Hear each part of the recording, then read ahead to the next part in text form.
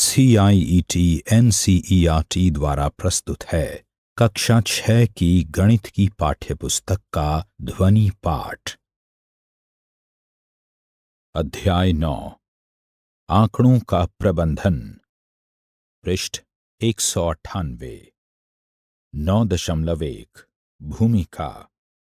आपने अपनी कक्षा में अपने शिक्षक को रजिस्टर पर प्रतिदिन विद्यार्थियों की उपस्थिति अंकित करते या प्रत्येक टेस्ट अथवा परीक्षा के बाद आपके द्वारा प्राप्त अंकों को अंकित करते हुए अवश्य ही देखा होगा। इसी प्रकार आपने क्रिकेट के एक स्कोर बोर्ड को भी अवश्य देखा होगा। ऐसे दो स्कोर बोर्ड नीचे दर्शाए जा रहे हैं।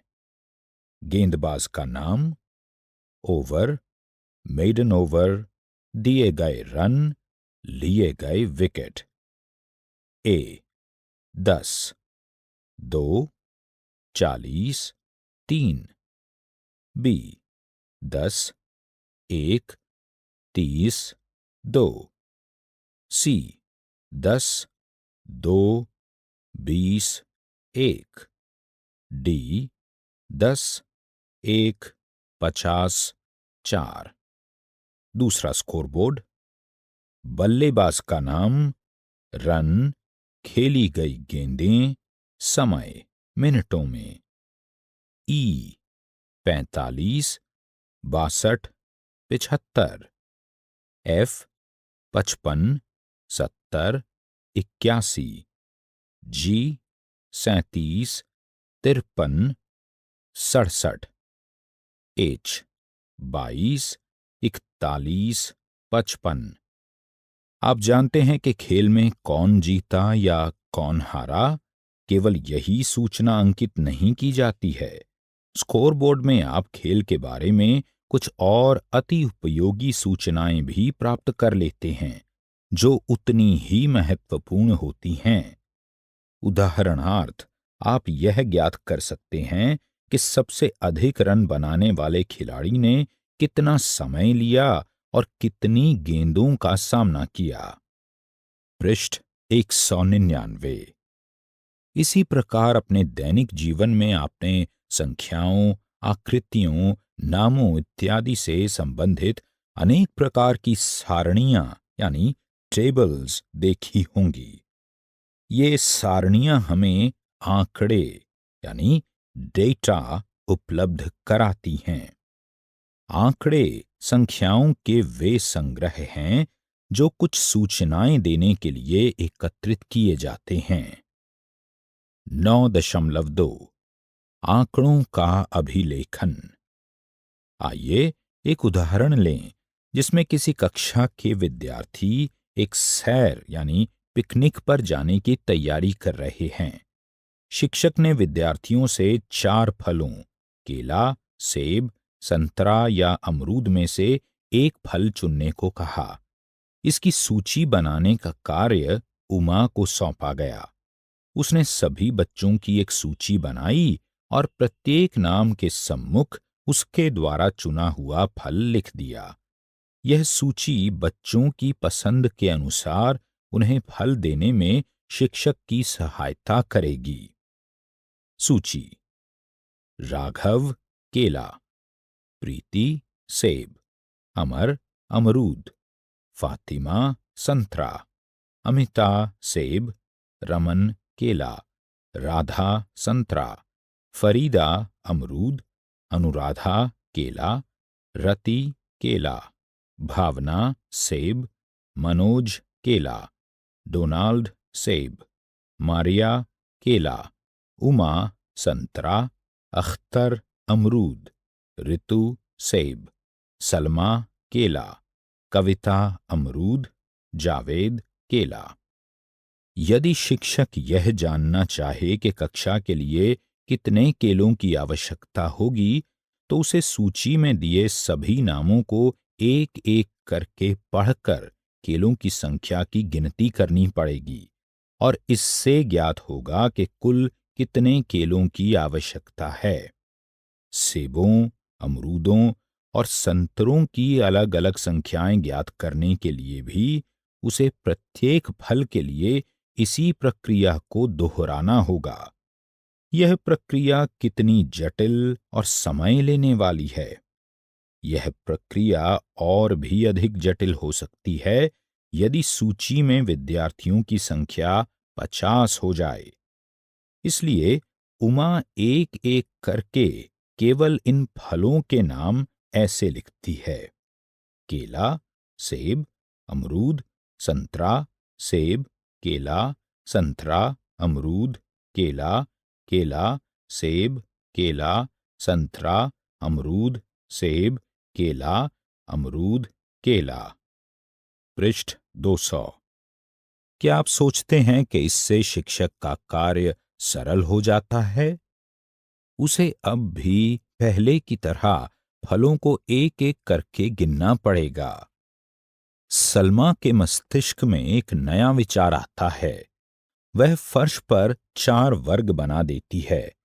प्रत्येक वर्ग को केवल एक प्रकार के फल के लिए ही रखा जाता है। वह बच्चों से कहती है कि वे अपनी पसंद के फल वाले वर्ग में एक कंकड़ रख दें। अर्थात वो विद्यार्थी जिसने केला चुना है, केले से अंकित वर्ग में एक कंकड़ रख देगा, इत्यादि। यहां 4 वर्ग बने हैं जिनमें 4 फलों के नाम लिखे हैं और उनमें कंकड़ रखे गए हैं। प्रत्येक वर्ग के कंकड़ गिनकर सलमा तुरंत यह बता सकती है कि प्रत्येक प्रकार के कितने फलों की आवश्यकता है। वह वांछित सूचना विभिन्न वर्गों में एक क्रमबद्ध तरीके से कंकड़ रखकर तुरंत प्राप्त कर सकती है। इस क्रियाकलाप को 40 विद्यार्थियों के लिए किन्हीं भी 4 फलों के साथ करने का प्रयत्न कीजिए। आप कंकड़ों के स्थान पर बोतलों के ढक्कन या किसी अन्य टोकन का भी प्रयोग कर सकते हैं। 9.3 आंकड़ों का संगठन। सलमा ने जो सूचनाएं प्राप्त कीं, वही सूचना रोनाल्ड एक पेन और कागज लेकर ज्ञात कर सकता है। उसे कंकड़ों की आवश्यकता नहीं है। वह बच्चों से यह भी नहीं कहता कि आओ और वर्ग में कंकड़ रखो। वह निम्न सारणी तैयार करता है: केला, सही, सही, सही, सही, सही, सही, सही, सही, 8। संतरा, सही, सही, सही, 3। सेब, सही, सही, सही, सही, सही, 5। अमरूद, सही, सही, सही, सही, 4। क्या आप रोनाल्ड की सारणी को समझ रहे हैं? एक सही का चिन्ह क्या सूचित करता है? 4 विद्यार्थियों ने अमरूद को चुना। अमरूद के सम्मुख कितने सही के चिन्ह लगे हैं? कक्षा में कुल कितने विद्यार्थी हैं? ये सभी सूचनाएं ज्ञात कीजिए। इन विधियों के बारे में चर्चा कीजिए। कौन सी विधि सबसे अच्छी है? क्यों? यदि बहुत अधिक ज्यादा आंकड़ों से सूचना प्राप्त करनी हो, तो कौन सी विधि अधिक उपयोगी यानी लाभप्रद है? पृष्ठ 201। उदाहरण 1। दोपहर के भोजन योजना के लिए एक शिक्षक प्रत्येक विद्यार्थी के भोजन की रुचि जानना चाहता है। शिक्षक इस सूचना को एकत्रित करने का कार्य मारिया को सौंपता है। मारिया इसे एक कागज और एक पेंसिल लेकर करती है। भोजन की रुचियों को एक स्तंभ में लिखकर वह प्रत्येक विद्यार्थी की रुचि के लिए उस रुचि के सामने एक खड़ी लकीर अंकित करती है। सारणी: भोजन रुचि, विद्यार्थियों की संख्या, केवल चावल, खड़ी लकीर 17 बार, केवल रोटी, खड़ी लकीर 13 बार, चावल और रोटी दोनों, खड़ी लकीर 20 बार। उपरोक्त सारणी को देखकर उमेश ने विद्यार्थियों को गिनने की एक बेहतर विधि का सुझाव दिया। उसने मारिया से चिन्हों को 10-10 के समूहों में निम्न प्रकार व्यवस्थित करने को कहा। भोजन रुचि, विद्यार्थियों की संख्या, केवल चावल, खड़ी लकीरें 10 और 7 यानी 17 है। केवल रोटी, खड़ी लकीरें 10 के समूह में और 3 यानी 13। चावल और रोटी दोनों, खड़ी लकीरें 10-10 के समूहों में 2 बार यानी 20। राजन ने इसको और अधिक सरल बनाने के लिए उससे कहा कि वह 10-10 के समूहों के स्थान पर 5-5 के समूह बनाए, जैसा नीचे दिखाया जा रहा है। सारणी: भोजन रुचि, विद्यार्थियों की संख्या, केवल चावल 5-5 के 3 समूह और 2 खड़ी लकीरें यानी 17 है। केवल रोटी 5-5 के 2 समूह और 3 खड़ी लकीरें यानी 13। चावल और रोटी दोनों 5-5 के 4 समूह यानी 20। शिक्षक ने सुझाव दिया कि 5-5 के प्रत्येक समूह में 5वां चिन्ह एक तिरछी रेखा के रूप में प्रयोग किया जाए, जैसा कि यहां दर्शाया गया है। इन चिन्हों को मिलान चिन्ह यानी टैली मार्क्स कहते हैं। इस प्रकार टैली मार्क और 2 यह दर्शाता है कि गिनने पर यह 5 + 2 अर्थात 7 है, और टैली मार्क यह दर्शाता है कि यह 5 + 5 अर्थात 10 है। पृष्ठ 202। इसके साथ सारणी निम्न प्रकार की दिखती है। भोजन रुचि, विद्यार्थियों की संख्या, केवल चावल, टैली मार्क 2 यानी 17 है। केवल रोटी, टैली मार्क 3 यानी 13। चावल और रोटी दोनों, टैली मार्क यानी 20। उदाहरण 2। एकता से उसकी कक्षा 6 के विद्यार्थियों के जूतों के माप के बारे में आंकड़े एकत्रित करने के लिए कहा गया। उसने नीचे दर्शाए अनुसार अपने आंकड़े लिखे। 5, 4, 7, 5, 6, 7, 6, 5, 6, 6, 5, 4, 5, 6, 8, 7, 4, 6, 5, 6, 4, 6, 5, 7, 6, 7, 5, 7, 6, 4, 8, 7। जावेद निम्नलिखित सूचना जानना चाहता था। 1. अधिकतम विद्यार्थियों द्वारा पहने जाने वाले जूते का नाप। 2. न्यूनतम विद्यार्थियों द्वारा पहने जाने वाले जूते का नाप। क्या आप इस सूचना को ज्ञात कर सकते हैं? एकता ने मिलान चिन्हों का प्रयोग करके एक सारणी तैयार की। जूतों का नाप, मिलान चिन्ह, विद्यार्थियों की संख्या। 4. मिलान चिन्ह यानी 5, 5 मिलान चिन्ह और 3 यानी 8। 6 मिलान चिन्ह यानी 10। 7 मिलान चिन्ह 2 यानी 7। 8 2 यानी 2। अब पहले पूछे गए प्रश्नों का उत्तर सरलता से दिया जा सकता है।